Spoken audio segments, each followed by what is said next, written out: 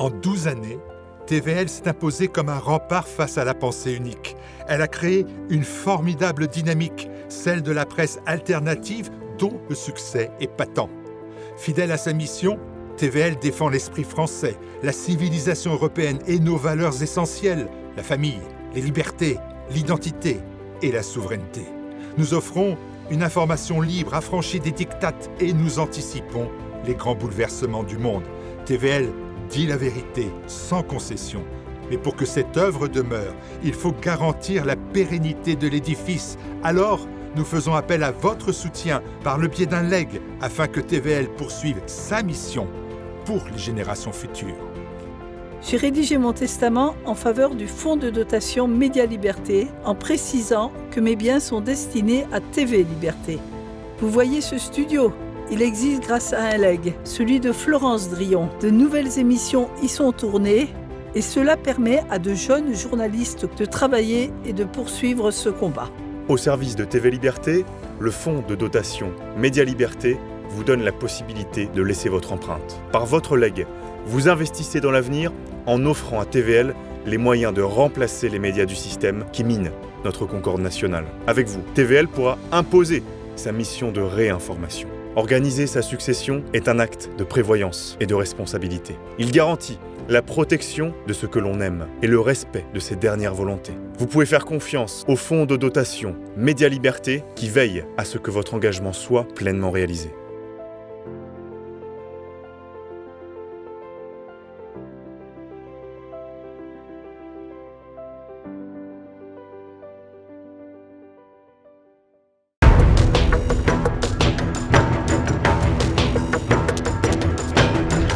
Après un détour dans l'empire des nombres avec le statistiquement correct, l'essayiste Sami Biazoni explore la question de la manipulation du langage à des fins idéologiques dans un livre intitulé « Encyclopédie des euphémismes contemporains et autres manipulations militantes de la langue ».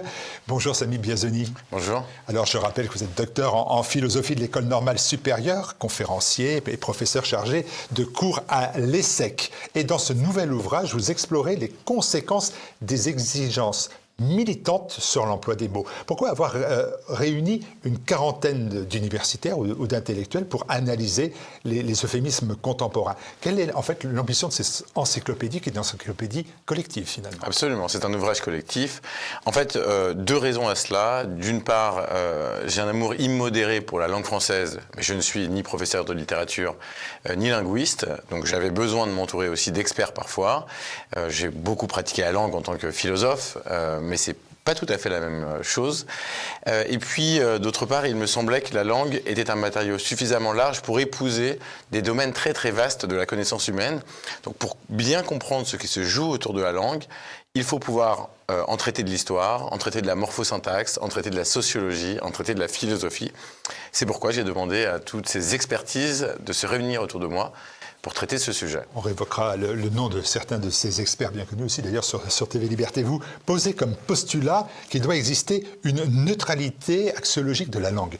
Vous démontrez dans l'ouvrage qu'au contraire, les mots ne sont jamais neutres. En quoi des termes finalement porteurs d'une charge émotionnelle engagent-ils soit une position morale, soit une position politique? Est-ce qu'on peut parler de neutralité perdue de la langue finalement? Alors c'est une très bonne remarque. La langue ne sera jamais parfaitement neutre. La neutralité axiologique, c'est l'hypothèse selon laquelle il y aurait dans la forme de la langue la possibilité d'être neutre d'un point de vue moral. C'est-à-dire que lorsque je choisis un terme plutôt qu'un autre, en réalité, je ne biaise pas trop mon propos. Et vous savez, l'ouvrage, celui qui précédait ces deux ouvrages-là, qui était Malaise dans la langue française, que j'ai eu le plaisir de présenter ici également, parlait de la forme stricte, c'est-à-dire de la typologie et aussi de la syntaxe. Les accords, par exemple, parce qu'il faut accorder lorsqu'il y a un masculin et un féminin au plus proche ou au masculin générique. Est-ce qu'il faut mettre un point médian? Lorsque vous utilisez ces marqueurs, vous mentionnez, finalement, avant même d'avoir énoncé une quelconque vérité ou un quelconque argument, vous mentionnez votre positionnement politique. C'est ça la perte de la neutralité axiologique. Lorsque je dis « bonjour monsieur, bonjour madame », qui est une simple formule de politesse, je ne dis rien de ce que je vais énoncer ensuite. Lorsqu'en revanche je dis la GPA éthique est un sujet important, vous savez tout de suite de quel camp je parle en réalité. Lorsque je dis ah oui les antifascistes, vous êtes déjà très orienté parce que si des gens qui ont des méthodes qui parente pour beaucoup dans l'acceptation de la violence, notamment à des méthodes fascistes. Vous les décrivez comme des antifascistes, en réalité, vous prenez déjà un parti. Alors parfois, finalement, malgré vous, et parfois de manière tout à fait consciente. C'est-à-dire qu'en acceptant certains mots, finalement, on accepte certaines idéologies. Alors là, ma question, elle est simple. Comment résister à cette dictature, finalement, linguistique, sans paraître comme un vieux réactionnaire ? C'est très simple. Si vous avez envie de débattre de l'écriture dite inclusive et que vous commencez votre phrase en disant « l'écriture inclusive, c'est quand même un peu compliqué » ou « je suis contre l'écriture inclusive », en réalité, vous dites « je suis contre une écriture qui inclut ». Donc, en fait, vous êtes, malgré vous, sommé de prendre position et en disant écriture inclusive, vous utilisez un qualificatif qui est mélioratif. Simplement, la manière de procéder, c'est celle que j'ai utilisée, vous mettez à distance l'écriture dite inclusive. La GPA dite éthique, par exemple. C'est une manière très très simple de se prémunir de cela. Une autre, c'est celle d'utiliser des périphrases ou des synonymes. Il y a très souvent, en réalité, des mots plus appropriés. Il suffit d'en avoir conscience. Et donc, dans l'encyclopédie, nous en proposons pour chacune des entrées. On va parler de bioéthique, mais par exemple, si je dis interruption volontaire de grossesse, si je ramène au vrai terme, c'est avortement. Et là, il a une charge émotionnelle très forte, négative aujourd'hui. Donc, on ne peut pas l'utiliser non plus. Alors, c'est intéressant. Il y a un parallèle saisissant. On est où on vient de finir à peu près les débats à l'Assemblée sur la loi dite portant sur la fin de vie, les conditions de la fin de vie. Vous verrez que dans la loi et dans les débats, il n'y a pas eu une fois prononcé le mot euthanasie. Exactement, pour les mêmes raisons. Parce que le législateur a jugé bon de mettre à distance un terme trop chargé selon lui émotionnellement. En réalité, ce qu'il met à distance, c'est le fond du débat, c'est ce qui compte véritablement. Et donc, pour s'en tenir à des mesures purement techniques. Lorsque vous parlez d'IVG, vous utilisez un acronyme. Cet acronyme n'a pas de charge. Donc là, c'est la méthode inverse. On utilise pour mettre à distance et cacher le réel. Alors, il y a beaucoup de thèmes qui sont vus dans cette forme de dictionnaire. C'est encyclopédie, on va de l'antifascisme à wokisme, de A à AW. Et j'ai conservé, c'est vrai, un exemple central dans l'ouvrage qui est la bioéthique. On vient d'en parler à l'instant. Et dans ce domaine, vous avez cité par exemple la gestation pour autrui, l'aide à mourir, l'interruption volontaire de grossesse, on en parlait à l'instant. Est-ce que c'est un moyen volontaire de rendre acceptable des pratiques, mais alors si ces pratiques sont socialement controversées, voire combattues, est-ce que c'est systématique ? Alors là, on peut considérer dans la question de l'euthanasie qu'il y a une volonté manifeste. Certains l'ont noté, l'ont observé pendant les débats. Donc la volonté manifeste, ça a été celle de techniciser le débat de manière à le rendre plus simple. Et donc à éviter les problèmes fondamentaux qui relèvent d'un débat qu'une société équilibrée doit avoir quant aux questions fondamentales de bioéthique. Vous noterez qu'on a eu assez peu d'interrogations profondes sur ces sujets-là. Or, c'est cela qui compte. En réalité, c'est notre conception du vivant. Dans un débat comme celui-là, c'est la vision de la vie et de son avenir et de l'évolution des technologies vis-à-vis du vivant. En fait, ce débat a été peu ou prou masqué par des considérations, elles, qui étaient technocratiques ou techniques. Et la manière de nommer le débat a servi ce dessein. Nommer le débat, il y en a eu un qui a mis des millions de Français dans la rue, c'est celui du mariage homosexuel. Alors voilà bien un terme qui était pourtant technicisé, comme vous dites, mariage homosexuel, c'était ça, c'était clair. Ah non. Et on est passé à mariage pour tous, Voilà. C'est-à-dire une version, j'allais dire, euphémisée, mais romantique. Voilà. Douce. Alors justement, en fait, vous savez, le point, c'est que selon l'objectif, il y a une forme de démarche téléologique dans la manipulation de la langue. Selon l'objectif, on utilisera le bon procédé. C'est pour cela que le titre est aussi long. Il commence par euphémisme contemporain et autres manipulations de la langue. On a parfois recours à des hyperboles, donc à de la magnification, à utiliser des termes très emphatiques. Au contraire, parfois, on euphémise. On requiert à des paradoxes, à des oxymores. Et vous savez, selon l'objet, selon l'objectif, on va utiliser des figures rhétoriques ou des principes rhétoriques différents. Donc dans ce cas-là, il s'agissait d'euphémiser. Il s'agissait de masquer, de globaliser, d'amoindrir le terme et sa charge, le mariage pour tous qui peut s'opposer à quelque chose qui est universel. Donc voilà pourquoi ça avait été nommé ainsi, de manière à éviter le débat qui est de dire est-ce que finalement le mariage s'applique de la même manière ou doit s'appliquer de la même manière à toutes les catégories de population. Là, ici, il s'agit de dire mais finalement tout le monde a droit puisque nous sommes dans un pays d'égalité. Vous voyez comment, malgré vous, vous vous retrouvez orienté dans un débat et dans un mode de pensée. Je reste 2 secondes encore sur ce terrain privilégié de la bioéthique, qui est terrain de promotion du politiquement correct. Est-ce que, et ça, dans l'ouvrage, c'est pas parfaitement clair dans mon esprit. Vous dites, le langage bioéthique, il a été euphémisé, vous le dites à l'instant, vous le répétez. Est-ce que c'est une stratégie consciente de persuasion politique, idéologique, ou est-ce que c'est pas, et permettez-moi de vous le dire, aussi une simple évolution presque inconsciente du vocabulaire médical ou juridique, une évolution, là où vous semblez voir un complot? Alors, moi, je n'évoque pas de complot, ni dans mon introduction, ni d'ailleurs dans les contributions. C'est clair. Donc, il n'y a pas de complot, tout simplement parce qu'il n'y a pas de comploteur. En revanche, il peut y avoir des complots locaux, c'est-à-dire en tout cas des stratégies. Ça, c'est évident. Il y a des stratégies, mais c'est au cas par cas. Parfois, c'est une évolution. Dans le cas médical, c'est assez particulier, parce qu'en fait, le milieu médical, la terminologie médicale, elle s'est fortement technicisée. Vous verrez désormais, notamment pour les affections mentales, on a l'essentiel des termes qui sont devenus des acronymes. Pour plein de raisons, parce qu'on a appris à mieux segmenter, et parfois aussi pour des raisons très idéologiques, parce qu'un certain nombre de termes étaient jugés comme stigmatisants, et donc les sociétés de médecine ont dit, plutôt que d'utiliser tel terme, on utilisera tel acronyme. C'était le cas, vous savez, maintenant, vous avez des personnes qui sont à haut potentiel HPI, désormais, on ne parle plus de surdoués, parce que surdoué voudrait dire que les autres sont sous-doués ou inférieurement doués, alors que haut potentiel intellectuel, HPI, met à distance et évacue le sujet.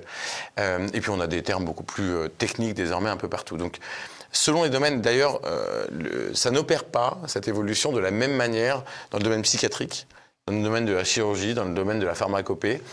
Donc je ne pourrais répondre globalement à ce sujet-là. Il faut prendre les sujets les uns séparément des autres. Donc parfois, oui, il y a une volonté conscience. Parfois, il y a simplement un mouvement de fond. Et donc, les personnes qui sont chargées de donner ces attributions, de conférer ces attributions, procèdent selon les normes en vigueur. Je le disais, il y a beaucoup dans ces encyclopédies de domaines d'extension de la novlangue, si vous me permettez l'expression. Il y a par exemple, vous utilisez et vous regardez la notion de démocratie participative. Et la formule participe réellement à une forme de manipulation ou alors simplement de brouillage sémantique et puis passons, c'est pas grave. Oui, alors en fait, dans démocratie participative, il y a quelque chose d'un peu étonnant. C'est-à-dire que la participation princeps en démocratie, c'est de mettre un bulletin de vote. Et la participation secondaire en démocratie, c'est de se soucier de ce que font les gouvernants avec notre bulletin de vote, et donc de pouvoir écrire des chroniques, se plaindre, critiquer. Voilà la participation active d'un citoyen dans une société qui fonctionne normalement. Par ailleurs, la participation tertiaire, naturelle dans une démocratie, consiste à participer à des syndicats, s'engager dans des associations qui sont des contre-pouvoirs. Donc voilà. Donc la démocratie, elle est participative par essence. La nommée participative, c'est de dire, voilà, je viens quelque part trahir, mais c'est pas ce que je dis. En réalité, je ne le montre pas, mais je trahis le contrat démocratique. Je viens créer des formes qui sont en réalité des simulacres de démocratie. Les conventions citoyennes pour le climat ont été trustées par des groupements militants qui ont fortement biaisé les débats. Et c'est probablement pas la faute des gouvernants, c'est la nature même de ces formes, on va dire, parapolitiques, que sont les formes de démocratie dite participative, qui par définition, si elles n'ont pas été inventées avant et si elles n'existent pas vraiment, sont viciées. Parce qu'elles ne sont pas représentatives, parce qu'elles peuvent être manipulées, etc. Donc faire croire qu'il y aurait d'autres formes de démocratie, oui, c'est un brouillage peut-être un peu coupable. Alors, vous rappelez aussi que les totalitarismes du XXe siècle, dont ils sont formés par la même matrice, ont toujours façonné la langue pour imposer leur diktat ou leur dictature. Est-ce que nous sommes aujourd'hui, nous, en 2025, dans le même cas ? Alors, est-ce que des dictatures en ont remplacé d'autres ? Alors, ce qui est certain, en tout cas en France, c'est qu'il n'y a pas de dictature, il n'y a pas de régime totalitaire. D'ailleurs, il n'y en a pas dans le monde occidental d'une manière générale. En revanche, et Nathalie Hennig le dit, c'est pas la seule à l'écrire, on a une forme de totalitarisme dit soft, dit doux ou léger. Il n'y a pas d'équivalent, malheureusement, en français pour décrire ce terme de soft. Alors pourquoi ? Parce qu'en fait, il y a un mode de pensée dominant chez une classe minoritaire, mais élitaire. Voilà la situation. Donc, dit autrement, en réalité, ce qu'on appelle le wokisme ou certaines formes de néo-progressisme, c'est désormais minoritaire en France. Les Français, majoritairement, récusent, selon les sondages et selon ce qu'on va sonder, c'est entre 65 et 80%. Si vous parlez de la cancel culture, si vous parlez de l'écriture dite inclusive, tout ça, c'est rejeté assez globalement dans la société française désormais. En revanche, c'est tout à fait majoritaire dans les milieux académiques, les professions intellectuelles supérieures, certains corps intermédiaires, chez les instituteurs, au sein des médias. Et donc, en fait, dans les lieux d'influence, donc dans les lieux, les zones élitaires, vous avez une large adhésion à ces thèses. Ce qui fait qu'il y a une forme... Elles sont les bonnes. Pardon ? Donc elles sont les bonnes, vous qui faites partie de ces élites. Je ne sais pas si je fais partie de ces élites. C'est pour ça qu'on n'est pas dans une vraie démocratie, un vrai régime totalitaire. C'est parce que nous avons le droit de critiquer, nous avons le droit de nous opposer même de l'intérieur du système. Voilà la grande différence avec un régime totalitaire. Les gens qui n'ont pas d'éducation refusent le wokisme. Ceux qui ont de l'éducation l'acceptent. Sont plus enclins à l'accepter. Vous aurez des gens très éduqués qui le refuseront et des gens moins éduqués qui y adhéreront. Il y a des gens très peu éduqués qui adhèrent aux thèses dites woke, mais effectivement, il y a une partition quand même de la population. Mais c'est un marqueur, de toute façon, c'est un marqueur de gauche, voire d'extrême gauche. La gauche a fait sécession avec le peuple. C'est un des grands facteurs d'analyse qu'il faut avoir et comprendre dans la société contemporaine. Et donc, la gauche est devenue élitaire parce que le peuple n'étant plus de gauche, la gauche ne pouvait plus être le parti du peuple, donc elle s'est autonomisée. C'est arrivé plein de fois dans l'histoire.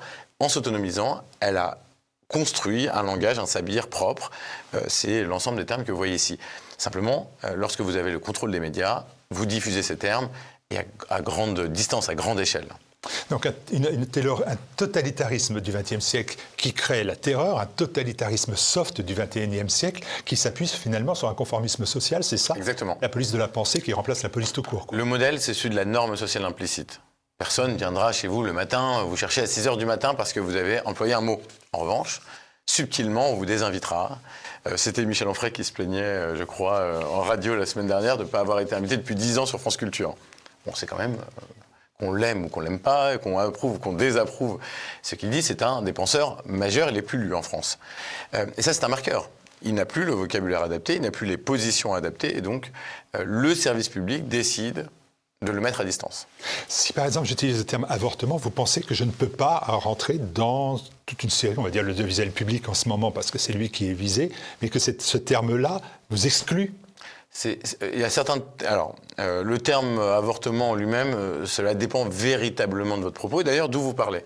Parce que, en réalité, dans ce mode de pensée, le point de vue du locuteur importe. On a une entrée qui s'appelle épistémologie du point de vue. Sous des termes très pompeux, ce que ça veut simplement dire, c'est que la pensée néoprogressiste considère que la science peut se faire à partir de la subjectivité de l'individu. Alors que jusque-là, on a toujours considéré que le chercheur devait s'effacer devant le réel. Là, on dit non, le chercheur fait partie intégrante du réel, il le façonne d'ailleurs par sa vision du monde, et donc sa psyché, son ressenti doivent pouvoir être quelque part dans un article de recherche, ce qui change singulièrement les choses. Et donc, cette inversion fait que si vous utilisez le mot avortement, mais que vous parlez du bon côté, si je puis dire, vous avez le droit de le faire. Si en revanche, vous utilisez le terme avortement et que vous parlez du mauvais côté ou du côté condamné, ça sera beaucoup plus difficile pour vous. On peut être condamné pour un mot quand même. On peut être condamné pour un mot. Médiatiquement sûr, socialement ? Bah écoutez, socialement très facilement. Faites une expérience, allez rue Saint-Guillaume, allez rue d'Ulm et demandez avec une caméra. Devant Sciences Po et devant. Devant Sciences Po et devant l'École normale supérieure, même d'autres établissements. Et faites l'expérience, avec ou sans la bonnette TV Liberté. Et demandez aux étudiants, avec une caméra, c'est très important, il faut qu'il y ait une responsabilité quand même. Qu'est-ce qu'une femme ? Donnez-moi votre définition. Vous verrez ce que vous recevrez comme définition. Ce que vous verrez, c'est l'incapacité de la plupart des élèves à définir ce mot, qui a été très stable dans toutes les langues de tout temps. Et c'est pourquoi ? Et c'est quoi pour vous une femme ? Une femme, c'est 3 choses. C'est la congruence de caractéristiques biologiques. C'est 2 d'éléments qu'on va appeler de conventionnalité sociale. C'est-à-dire c'est un certain nombre de référentiels culturels, historiques, traditionnels. Ce n'est pas uniquement des éléments biologiques. Et c'est aussi un ressenti profond, un vécu, un rapport au réel. Et c'est la conjonction des 3 qui fait, dans la contemporanéité, la définition, à mon sens, la plus acceptable d'une femme. Alors, il y a des remarques qui peuvent être faites à l'écoute quand même, ou au regard, à la lecture plutôt même de votre démonstration. Exemple, je trouve qu'il existe une novlangue que l'on pourrait qualifier de droite. Pas exclusive de droite. Alors j'ai trouvé des termes comme zone de non-droit, submersion migratoire. Je me suis même trouvé presse alternative. Ça me vise. Est-ce que ça peut être vu là aussi comme des manipulations discursives, idéologiques pour l'adversaire ? Complètement. On va les utiliser alors. Non, je te laisse poursuivre. Complètement. Il faut, si vous êtes parfaitement honnête, une zone de non-droit n'est pas une zone de non-droit. Si vous l'employez, vous recourez à une hyperbole, c'est votre choix. Dans les faits, je n'emploie pas zone de non-droit. En revanche, je suis capable d'être très dur et de décrire très précisément ce qui s'y passe. Ça ne veut pas dire du tout que je méconnais ce qui se passe dans ces zones. Mais effectivement, toute personne honnête sait que c'est une hyperbole. Donc oui, il y a l'équivalent. C'est la même chose pour un exemple que j'aime beaucoup, que j'ai hésité beaucoup à mettre aussi, vidéosurveillance, vidéoprotection. Ce qu'on appelait vidéosurveillance pendant longtemps, à un moment est devenu problématique dans le débat, et donc le législateur, très tranquillement, a commencé à faire évoluer le terme, et on a même oublié vidéosurveillance. Vous verrez désormais sur les panneaux de vos villes, vidéoprotection. C'est très confortable. On est tous attachés, je crois, à la vidéoprotection, à la vidéosurveillance. Désormais, ça fait consensus. En revanche, ça ne veut pas dire qu'il n'y a pas de débat à avoir toujours et un souci toujours, dans une démocratie qui fonctionne bien, des libertés individuelles. Balayer cela en disant simplement « si vous n'avez rien à vous reprocher, donnez-moi votre vie privée », on sait que malheureusement dans l'histoire ça n'a jamais fonctionné parce qu'il suffit de raisonner par l'absurde et de se dire « si le gouvernement que j'avais aujourd'hui était celui du camp que j'abhorre », et là vous comprenez assez vite pourquoi vidéosurveillance est un terme probablement un peu plus adapté. Je vais élever le problème. Il y a un mot qui a suscité la mort sociale de son auteur, grand remplacement, mort sociale de Renaud Camus. Ce cas présent, qu'est-ce qu'on fait? Grand remplacement pour évoquer la submersion migratoire. Vous venez d'utiliser la charge émotionnelle, là, parce que les deux mots grand et remplacement ne sont pas... grand remplacement, et pareil, submersion migratoire est aussi du registre de l'hyperbole. En fait, simplement, alors le grand remplacement, j'ai déjà débattu de ce sujet-là, c'est un peu différent. Parce que dans le grand remplacement, c'est une théorie globale. Ce n'est pas simplement une réalité bien connue qui avait une manière d'être décrite, qui a évolué, qui a connu un glissement sémantique. Là, c'est une théorisation nouvelle d'un phénomène nouveau qui n'a pas vraiment de précédent dans l'histoire. Un remplacement démographique de population tel que Renaud Camus le signifie, en fait, par le passé, lorsqu'on voulait prendre possession d'un territoire, on se battait. Là, ce que dit Renaud Camus, c'est non, il y a une forme de combat très doux par la démographie qui amènera le changement d'une population totale et donc la prise de contrôle par un autre. C'est ça. Hein. Donc c'est un peu différent, c'est-à-dire ça ne rentre pas tout à fait, c'est pour ça qu'il n'est pas dans le livre. Là, si je devais critiquer le terme, il faudrait que je critique la théorie. Ce n'est pas le registre de cet ouvrage. Le registre de cet ouvrage, c'est véritablement de dire il y avait une réalité qui préexistait, qui était bien décrite, et elle a été progressivement remplacée par d'autres termes. Qu'est-ce que cela veut dire? Quel est l'agenda qui est servi? La submersion migratoire, là, il n'y a pas de théorie derrière. Ouais. C'est un fait. Ah ouais. Alors, réfutable ou pas, c'est pas mon problème, encore que mon point de vue est fait. Mais là, de cette façon, on peut me dire que ça cache une théorie. Une submersion migratoire, il y en a eu dans d'autres temps, d'autres peuples, d'autres situations que celle de l'Europe aujourd'hui. Oui, absolument. Bon, le terme de submersion migratoire, très sincèrement, justement, c'est presque la contraposée.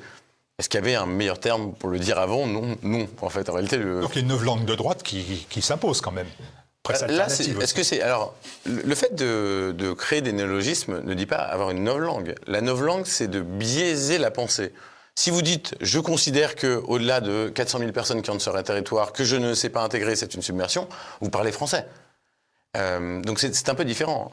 La novlangue consiste à dire soit je remplace des termes, j'en supprime certains, ou je fais complètement évoluer l'acception d'autres. Voilà ce qu'est la novlangue. Si vous décrivez un nouveau phénomène par des nouveaux termes, je ne m'oppose pas à tous les termes que le néoprogressisme invente. Parfois, ils décrivent des nouvelles réalités. Autre reproche, si vous me permettez, Samy Biazoni, autre remarque qui touche à la dénonciation, de la dénonciation finalement à l'action. Alors vous dénoncez, mais quand l'administration Trump s'attaque au wokisme, à tout ce qui est LGBT, inclusion, diversité, vous avez une réponse pour le moins sibylline. Je vous cite, c'est dans les pages du JDD. « Je me suis toujours méfié des révolutions. L'antithèse du néoprogressisme inquisiteur ne saurait être un populisme censeur. » Il y a une alternative raisonnable alors qui existe, c'est laquelle? Je le crois. Parce qu'on attendait de l'action, et là, on voit de la modération. Par vous? Ah oui, bien sûr. Alors moi, c'est très simple. C'est ma théorie de l'histoire. Je considère que... Alors, c'est une théorie peut-être un peu longue à expliquer, mais je vais essayer de la synthétiser. Je considère que les révolutions ne servent pas la marche de l'histoire. Les révolutions accélèrent l'histoire. Ce qui est deux choses différentes. Je ne dis pas qu'elles sont inutiles. Je dis que ce ne sont pas elles qui font l'histoire. Qu'est-ce que je veux dire par là? Je considère que, en fait, avant tout, les grandes évolutions sociétales sont le fait de facteurs technostructurels. C'est-à-dire que, vous savez, c'est beaucoup plus facile d'avoir l'égalité des genres lorsqu'on a des évolutions techniques qui le permettent et qui le précèdent. Ensuite, l'action sociale, elle vient accélérer le mouvement, mais ce n'est pas elle qui a permis la révolution. Le problème des révolutions, c'est qu'elles ont été toutes trop radicales et elles ont amené des contre-révolutions aussi radicales. Ce faisant, elles ont perturbé très durablement les sociétés qui en ont été les supports. Donc je considère que, en fait, c'est pas Trump que je critique au premier chef, parce que c'est une contre-révolution. Je peux comprendre, oui.